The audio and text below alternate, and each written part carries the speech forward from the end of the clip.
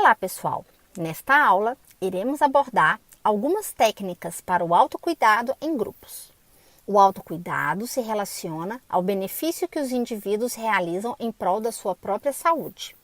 Nessa perspectiva, a adesão ao tratamento não depende apenas de uma prescrição profissional, mas de uma conscientização do usuário sobre sua condição de saúde e autorresponsabilidade com seu estilo de vida, o que transforma o profissional de saúde e toda a rede de atenção em parceiros. Essa atitude de autocuidado não é simples, principalmente quando se trata de uma doença multifatorial como a obesidade. De fato, o êxito depende da participação efetiva do usuário no planejamento e execução do seu plano de cuidado.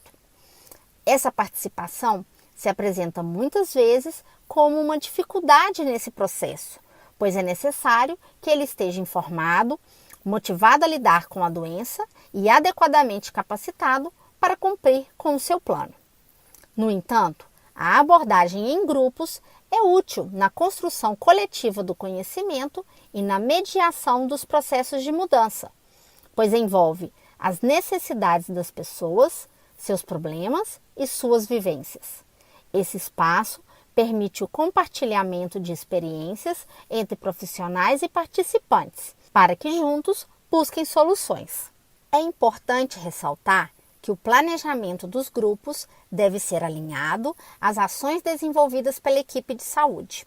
Além disso, é importante considerar a individualidade do plano de cuidado, ou seja, cada integrante do grupo deve ter seus próprios objetivos e metas.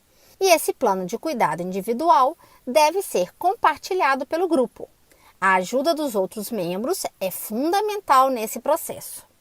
Do ponto de vista dos participantes, é interessante buscar alguma homogeneidade na composição do grupo, no que diz respeito à situação de vida e à estratificação de risco.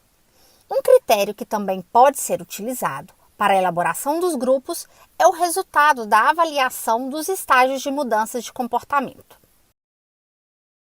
O planejamento para a criação dos grupos e a realização das atividades envolve as seguintes ações: elaboração de um projeto simples, objetivo e claro com a proposta de trabalho.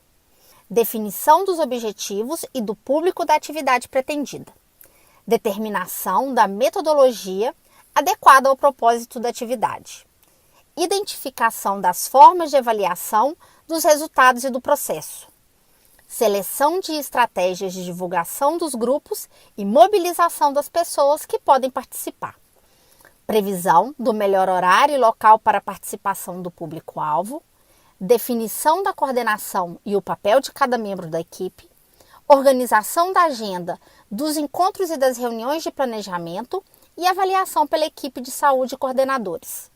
Também, elaboração de instrumentos de registro das reuniões do grupo e dos membros da equipe de saúde, realização da gestão do tempo para viabilizar o trabalho e providência com antecedência de todos os recursos materiais necessários para o desenvolvimento da atividade planejada.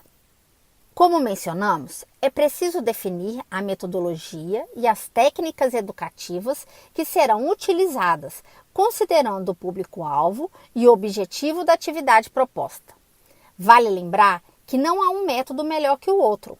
Devemos sempre considerar a pertinência, a aprendizagem, pensando principalmente na participação ativa, no direito ao erro, de retroinformação e do processo a um ritmo individual.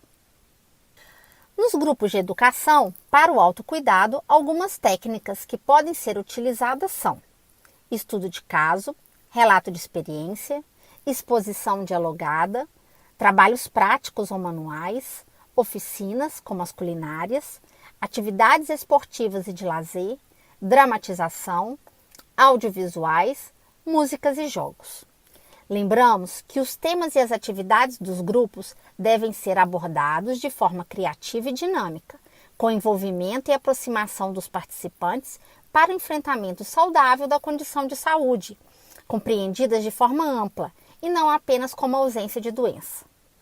Considerando o tema alimentação saudável, poderíamos utilizar, por exemplo, uma discussão sobre o comportamento alimentar baseado na música dos Titãs, Comida. A discussão poderia ser mediada pelos seguintes trechos. Você tem fome de quê? A gente não quer só comida. Com uma visão ampliada sobre os aspectos emocionais, fisiológicos e sociais da alimentação.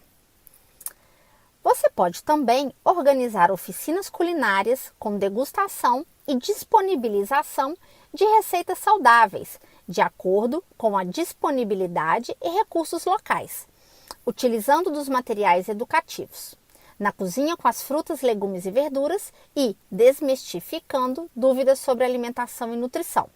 Material de apoio para profissionais de saúde do Ministério da Saúde. Ou ainda, pode estimular também a troca de receitas saudáveis entre os membros do grupo. Enfim, são muitas as opções.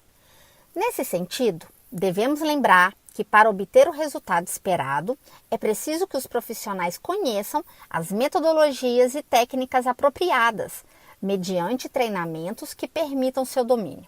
Assim, a coordenação do grupo deve ser multiprofissional, sempre atenta às dúvidas e informações equivocadas que possam surgir, e capaz de promover o respeito mútuo, a escuta atenta e o sigilo quanto às informações compartilhadas, abordando a confidencialidade do grupo. O próximo ponto é a avaliação, que deve ser constante para que o objetivo seja alcançado. Mas você deve estar se perguntando, que aspectos podem ser avaliados então? Vamos citar alguns. Motivação dos participantes, presença nos encontros, formas de interação e participação, temas abordados, metodologias desenvolvidas, adequação do ambiente, integração da equipe de coordenação, satisfação dos participantes. E não se esqueça, o registro dos encontros é essencial. Se você quer saber mais sobre as metodologias de abordagem em grupo para o enfrentamento da obesidade, o Ministério da Saúde disponibiliza alguns manuais instrutivos. Bem, agora você pode dar início ao planejamento dos grupos de autocuidado com sua equipe de saúde. Bom trabalho e até a próxima aula!